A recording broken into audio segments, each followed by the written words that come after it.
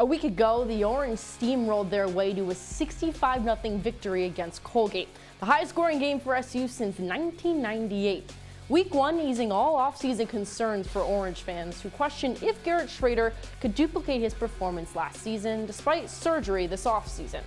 In Week 2, Schrader and company completing another slashing of a non-conference opponent, a 48-7 win against the Broncos of Western Michigan to start off their 2023 campaign in undefeated fashion. Break down everything from the Cuse's second win because it's Orange Press Pass, and it starts right now.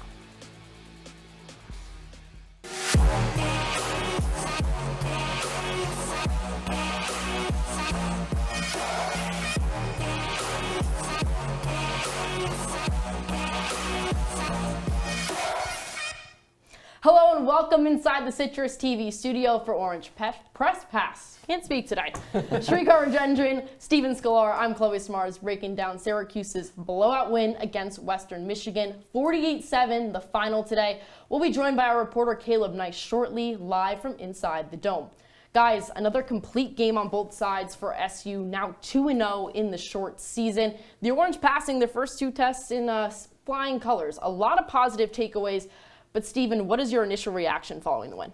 My first thought is that this game wasn't even close. It was every bit as lopsided as we thought it would be coming into the game. That Western Michigan offense, outside of that very first drive where it sort of felt like things were coming off the rails a little bit. I mean, that was the only hiccup in the game today for Syracuse. That offense, led by Jack Salopek, was nothing for the Orange to sneeze at. But what really stood out to me offensively for the Orange was Garrett Schrader and the 286 yards passing, the one rushing touchdown, all accounted for in that first half. He really stood out to me and led the Orange on their way to this dominant win. I got to keep it short and sweet, very brief. It's just another day on the job for the Orange, okay? Both sides came to play. The offense put up enough points in the first half, and the defense, another lights-out performance. This was utter domination on both sides of the football, and the combination of those two should have Orange fans feeling hopeful for what's to come. Well, guys, let's get into the highlights because Western Michigan and first-year head coach Lance Taylor making their way to upstate New York. Both teams looking to stay undefeated. The Orange coming off a 65-0 victory against Colgate, trying to keep their momentum going. But early, it was all Western Michigan. Jalen Buckley through the hole, a 75-yard touchdown to the house. This would get Western Michigan going early. A big surprise being that Syracuse favorited coming into this game. But Garrett Schrader, just 10 minutes later, bouncing back, looking like an NFL All-Pro here, a magician in the pocket, keeping his eyes downfield to Donovan Brown. This is an 86-yard to the house. Syracuse up after this 17-7. All SU. Look at him celebrate here. I mean, you should. That was a great play by Garrett Schrader. And then he's also doing it himself in the second quarter from inside the 20, an 18-yard rush to the house, 24-7 SU. And it was also on the defensive side a great day for Syracuse. An interception here by Jason Simmons. This is a pick six to the house, 45-7 SU going into halftime, guys. This defense looked fabulous all day for SU. Yeah, and Jack Salopek really looked like he was riding the mechanical bull all day long. Sloppy play from him. Yeah, and in the third quarter, Jawan Price also getting involved. Starters not really playing in the second half. This is a 22-yard run. That's all they had to do. 48-7, the final for Syracuse, getting it done. And this is the final from today. Garrett Schrader, a big day, almost 300 yards of total offense. What did you guys, Srikar, starting with you, take away from this? It's an unreal performance from Garrett Schrader, who's impressed me in both games to start this season. Donovan Brown, obviously a lot of those yards came on one catch, but another big day. 3 receptions, 89 yards, and a touchdown. Great day for the receiver. Yeah, a lot of receivers also having to step up, not named Donovan Brown, and especially not named Arande Gadsden, who went down in the first quarter. Really happy with what I saw from the guys in that wide receiver room, stepping up when things looked grim in the beginning. Well, guys, we are now joined by our reporter here, Caleb Nice, live from inside the JMA Wireless Dome. Caleb, we saw Arande Gadsden go down in the opening drive for SU. Seeing him later in a boot and crutches, what's the latest on the Orange top receiver? Yeah, Chloe, Arande Gadsden, he did go down early on in that first quarter. He rolled his ankle while he got tackled. We saw him walk off the field. He came out later with crutches and a boot. After the game, Dino Babers, we got to talk to him in his post-game press conference. He really didn't have any updates on Oronde Gadsden. He kind of said within the next 12 hours or so, we're going to get him to a trainer. We're going to assess it from there. And what really was impressive, though, was how other receivers stepped up in the absence of Oronde Gadsden. You had Amari Hatcher, Donovan Brown with a big touchdown reception, and Isaiah Jones. They all stepped up. They had 80-plus receiving yards each. And what's going to be important is if Gadsden can't return next week against Purdue, those guys are going to have to step up again. Maybe a couple of other guys. Purdue played Syracuse close last year. We know it could be close again. So if Gadsden can't return, those other guys are going to have a repeat performance of what we saw tonight. Yeah, Caleb, thanks for joining us. I want to shift the attention to the defensive side of the ball, specifically on that secondary. How did the cornerbacks look out there today? It was another pretty impressive day following that Colgate game from the secondary. Yeah, Stephen, after the game in his press conference, Dino Babers was asked about the defense. His response, it ends with D, it starts with G, and you got two O's in the middle. The defense was good, and I have to say, I agree that secondary looked really comfortable. You look at Isaiah Johnson and Jeremiah Wilson. They both had a couple of big pass breakups in this one, almost a couple of interceptions. I think the longest pass for Western Michigan in this game was just about 34 yards through the air, and that was thanks to the secondary. They looked comfortable, they looked poised, made it really difficult for Western Michigan to find any answer through the air. They really had to kind of focus on the ground game. Even that wasn't great. Jeremiah Wilson, I mentioned him. I had a couple big pass breakups. The energy was also there for the cornerbacks. There was one pass breakup Jeremiah Wilson had over there on the sideline. He got the deflection, then he just gritty down the sideline. That's the kind of energy you want to see from your team, your secondary, having that comfortability, and hopefully that carries into the next week too against Purdue. Caleb, we really appreciate you. Thank you for joining us. One more question here. Let's look into the future a little bit. Garrett Schrader won't be starting at quarterback for the Orange next season, and that leaves a big hole at QB. Carlos Del Rio Wilson got a little audition today. What's the vibe around his performance? Yeah, Srikar, after the game, Dino Babers was talking about Carlos Del Rio Wilson. He came in for the second half, and the big question was, why did he leave those starting receivers in with Carlos Del Rio Wilson? Why didn't he put in some of those backups? And the answer Dino had was, we want to get Carlos practice with that top talent, with those starters. The reason being is you never know what's going to happen with Schrader. We know he has a little bit of a history with injuries that we've seen even last year. So God forbid Garrett Schrader goes down in a game, Carlos Del Rio Wilson's going to have to come in, and he's going to have to play with those guys that Dino Babers made him play with today in the second half, and he did pretty well, 5 for 9, just under 60 yards. He didn't throw any interceptions, which is great, what you want to see from your backup quarterback, and he had a drive that led to a field goal for the Orange, so you never know Srikar. Garrett Schrader goes down, and we know he won't be here last year. Carlos is going to have to step in, so it's good to see him getting those first team reps with the top receivers, getting that practice in. Caleb, as always, thank you and great stuff. And when we come back here on Orange Press Pass, we dive into Syracuse's blowout win against Western Michigan. Stay with us.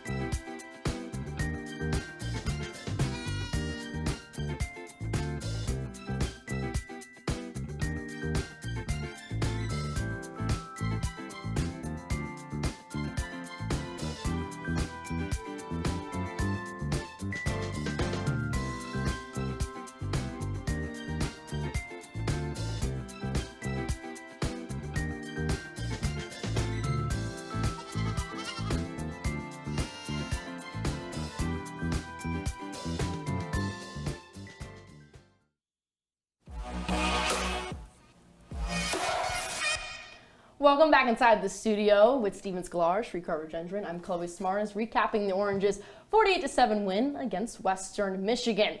The Orange, looking back last year, one of the most penalized teams in all of college football. It was an issue that was bleeding into week 1 against Colgate, an issue overlapping today in Syracuse's win against Western Michigan.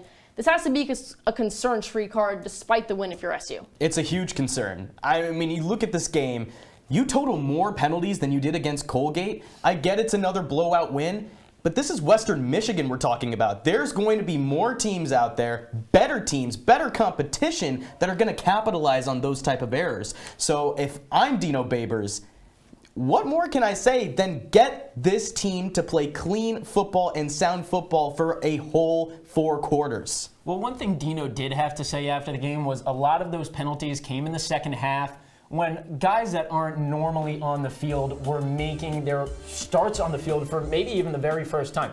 To that I say I don't really care, because this was a heavily penalized team last year, and it's a coaching problem at this point now. They need to be able to crack down and find the root of this issue. It's kind of like you're telling a kid not to swear, and then you tell him a bunch of times, and no matter how many times you tell them not to swear, they still do it. That's what it feels like with these penalties. So no matter how many times they try to fix the issue and how many times Dino says that they're going to fix the issue, it never seems to get better, and that's the real frustrating part. Well, an issue for this team post-game, Syracuse potentially losing their X factor on offense. We mentioned it at the top of the show. Aronde Gaston went down with an apparent ankle injury in the Orange's opening drive. Steven, it ended up being a great showcase for the rest of the receiver corps to show what they can do in this offense. Yeah, just to get the Aronde Gaston thing out of the way, I'm not really sure if this team is going to look at all the same as they do without Aronde on the field. But still, I do want to give some credit to a couple of guys in that room. Isaiah Jones and Dynamite Donovan Brown had big days holding down the fort and stepping into a big role today without Aronde Gadsden. You know, one of those guys could be a household name by the end of the year because they were so good today. Now, you're looking at those two. Let's also skip over the fact that Damian Alford had that big drop touchdown in the beginning, and that was a horrendous play that I'm sure frustrated him. But they still have guys after Alford and after Gadsden to fill in the open spots. Well, you talk about household names, Steven. I'm looking at one guy who I think could be a household name, and that's Isaiah Jones. Got a lot of targets, a big-bodied receiver. He had a great catch right near the goal line where he won at the catch point with ease. I think him and Donovan Brown, obviously you talk about that touchdown, it's very encouraging. These are back-to-back games now where the receivers behind OG3 step up. I think it's very encouraging. Guys, switching to the defense, back-to-back solid performances for Rocky Long's crew. Defense holding the Broncos offense to just 7 points and just 300 yards of total offense. I mean, besides the opening touchdown for Western Michigan, Srikar, the mob silencing the Broncos for the remainder of the game. Yeah, it was another stellar defensive performance. The secondary especially I was really impressed by. Blankets in coverage. Nothing was getting past them. And also they were wrapping up, finishing their tackles. It was a well-played game. The defensive line got a lot of pressure. It eases the pressure off the secondary. So overall, it's another great performance for the 3-3-5. Yeah, I'm really high on the secondary as well after these first 2 weeks. I think that the guys that have filled in for the transfers out have looked tremendous, especially Jeremiah Wilson, who stepped up in those first 2 games, last week with the pick 6, and this week a third down play in the first quarter on that second drive for the Western Michigan offense.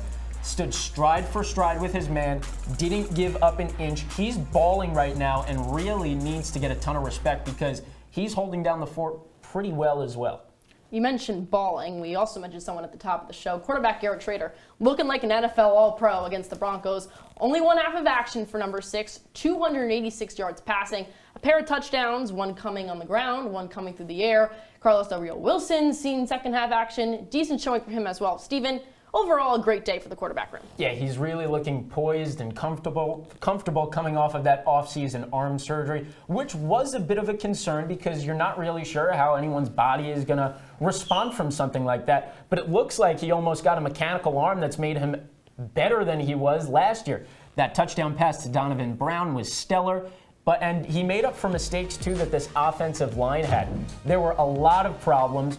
Defenders on the Broncos side of the ball getting into the backfield and making life difficult for Garrett Schrader, but he made those problems look like less because of his scramble ability, because of his standing in the pocket, his maturity, and just doing all of those things that you expect out of QB1. I think Schrader, simply put, was on a mission in this game. In contrast to the last game against Colgate, I think he used his legs a little bit more, but he still showed a great balance, a lot of poise in the pocket. As you mentioned, that 86-yard touchdown toss to Donovan Brown, super impressive. I mean, that's a really difficult angle to make a throw at, and he was able to complete it. But I think overall, he's just keeps stacking the days. He's building on these performances. He's still coming off the arm surgery. For him to be as impressive as he was, I think it's a very good sign of things to come for QB1. Well, guys, we can't cap off this game without mentioning the player of the game. And for the second week in a row, our Orange Press Pass player of the game is no other than QB1 Garrett Schrader, doing it without his favorite target and still dominant in both the pass and ground game, totaling over 300 yards of offense, completing 19 of 26 with 0 interceptions. Only one half action for SU quarterback, but Garrett Schrader delivering on all cylinders en route to another Cuse win. Another break here coming up on Orange Press Pass, but when we come back, it's time to have some fun. Our analysts will tell you if they're buying or selling on this year's squad. You won't want to miss it.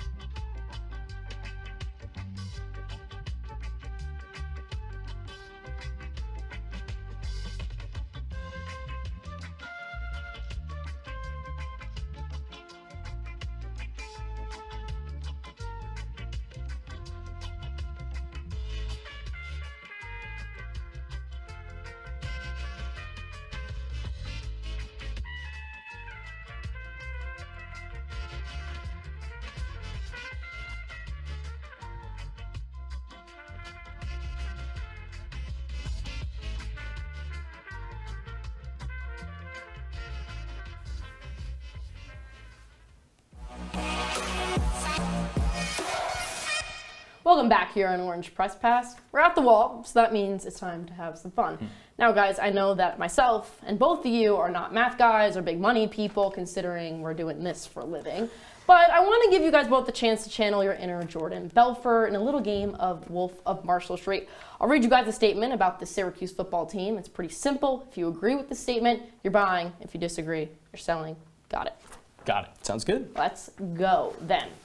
Well, guys, the Syracuse team, very similar to last year's group, 2-0 to start off the season with more non-conference teams ahead in the schedule. Last year's team finished 7-5 record with the trip to the Pinstripe Bowl. Steven, coming to you on this. Buy or sell, this team tops last year's win total? Tops their total win total is where you get sort of an interesting dynamic here, because that means 8 wins rather than 7 wins and just matching it. Still, I'm going to buy this one because the schedule to me just does not seem to be that heavy. They got to get through Purdue, get through Army, and then get through a Clemson team that's just looked weak, flat out, let's say it. So they do that. That's 5 wins to start. All they have to do after that to get to 7 wins is go 2 of 5 in the back half of the schedule. I think, especially with Dino Babers kind of coaching for his job this year, he's going to address the team with a sense of urgency this year, and that's going to have them playing like they have something to lose.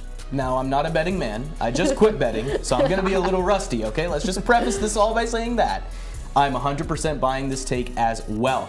I think SU starts 5-0. If we're going right ahead to the Clemson game, 5-0, UNC and FSU, who knows what happens there? It all depends on what happens after the bye week. But 3 wins to go after the bye, I think that's pretty plausible to happen. So 8 wins, I think that's definitely in the cards for SU this season. Well, guys, a player that led the Orange to their hot streak last season, we've talked about him all day. Quarterback Garrett Schrader continuing to look like the quarterback that we saw last year, where he finished with 2,640 yards to the air. That was a single season career high for QB1. Srikar, buy or sell that Schrader tops that number in that record this season? I have no choice but to buy this as well. I am insanely high on Garrett Schrader. I've been saying I think he can have a career year, and I think he will. I mean, we talk about poise in the pocket once again, keeping his eyes downfield, becoming a pure pass-first quarterback. I think he checks all the boxes and is becoming the complete package that head coach Dino Babers expected him to be. I think against tougher competition, because that's the bigger concern, I think his play will hold up. His decision making, another thing that's taken a step up. I think the constant improvement will just continue. Well, yeah, Chloe and Srikar, it's a very bullish market because I'm buying this one as well. I think there are several factors to this. And the number one overall factor into this is the continuity from Jason Beck last year as the quarterback's coach to Jason Beck this year as the offensive coordinator and number one play caller. That's going to help Garrett Schrader so much. So long as he stays healthy, I still see a very big year from him. And that's the key. Just stay healthy and everything should be all right. I know I said at the beginning that the Aranda Gadsden injury hurts Syracuse, but I don't really think that hurts Garrett Schrader all that much because he still has a lot of guys to throw to. Well, if he has a big year, maybe that's a shot at an NFL roster, but that's thinking way too far ahead. We can't talk about this team without mentioning the defense under new leadership in Rocky Long, but the mob still dominating in the trenches in the secondary. Steven, buy or sell that this group finishes top 3 in the ACC in points allowed? All right, so this is kind of where the market flips because I'm going to sell this one. The first one I'm going to sell just because last year this team only finished as the number 6 team in the ACC in terms of scoring defense. And I don't think that with the personnel substitutions that came in from last year to this year, that's going to make them any different. You know, Deuce Chestnut and Garrett Williams, you go from them to Jeremiah Wilson and Isaiah Johnson, 2 stud players that have really played well in the early going here. But when the competition steps up, I'm not so sure that there are improvements in the secondary. They lost Michael Jones, too. They lost a lot of guys, and there's a lot of turnover. I get the hype for Rocky Long, but Tony White was a great defensive coordinator, too. I don't think Rocky Long is good enough to make them better than they were last year, though. Yeah, I can't go broke, so I'm going to sell here, all right? Now comes the time. So I really love this SU defense. My only problem is the competition you're facing within the ACC. FSU is going to be the top defense. I'll just get that out of the way right now. Sure. But then you look after that, NC State, Miami, UNC's defense looks a lot better than last season. I think there's just too many teams that are going to be fighting and vying for that top 3 spot. SU's defense just going to be the odd man out here. Well, that's going to complete our time here on Wolf of Marshall Street. But one more break coming up on Orange Press Pass. When we return, we'll wrap up the show looking around the NCAA ACC standings and the next Orange Press Pass. We'll be right back.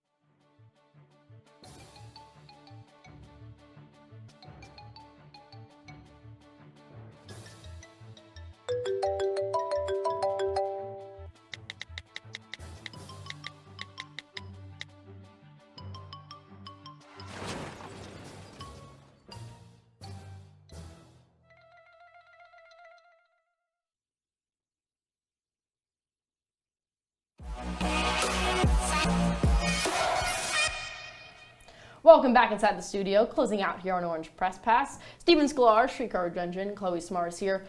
Week 2 of college football wrapping up, guys. Looking around the NCAA in Week 2, some big-time matchups, some games still going on, some games close in upsets. Steven, what sticks out to you when you look at Week 2?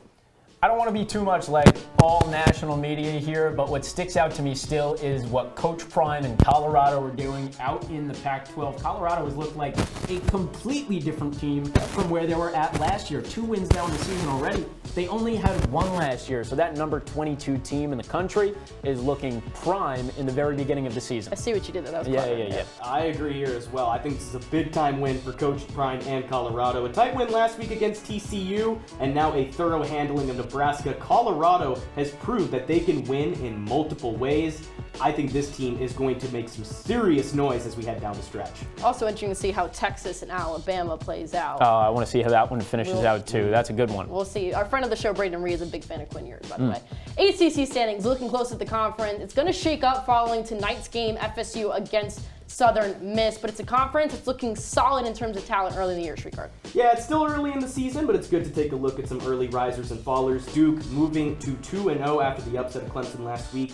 The Tigers, they even up their record, crushing Charleston Southern. Virginia, though, the only team to not have a win through 2 weeks. Overall, scattered standings, but it's still early.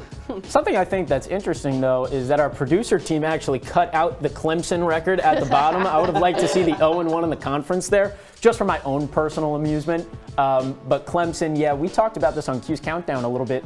We don't think that they're going to be a very good team. They lost to a good Duke team, but I don't think that Duke is going to stay at the top of the standings come the end of the year. You know, you can go down the list, though. A lot of teams just have not played ACC competition yet. But Syracuse is right there, 2-0 overall. No conference games yet, but they're getting into the meat and potatoes of their schedule coming up next week. Next week, Steven, Orange Press Pass will be back in action next Saturday against Purdue. Syracuse on the road for the first time this season. It was a game last year that ended in thrilling fashion on an Rondé Gatson touchdown, but should be an interesting matchup, Steven, when both teams have different talent this year. Both teams do have very different talents. Purdue is also going through a bit of a transition year from Aiden O'Connell last year at quarterback to Hudson Card this year. When I think of this team, I think air raid, though. I think of a team that likes to space their offense out and throw the ball downfield and take shots that way. That's where Syracuse's 3-3-5 defense needs to step up next week. The secondary that has looked so good in the first 2 weeks needs to look even better against a better opponent. I'm with you. I think this is all on the defense to stop that Purdue high-powered offense. This is the biggest test for SU thus far. They've played 2 inferior opponents, and now comes the first chance to prove your mettle.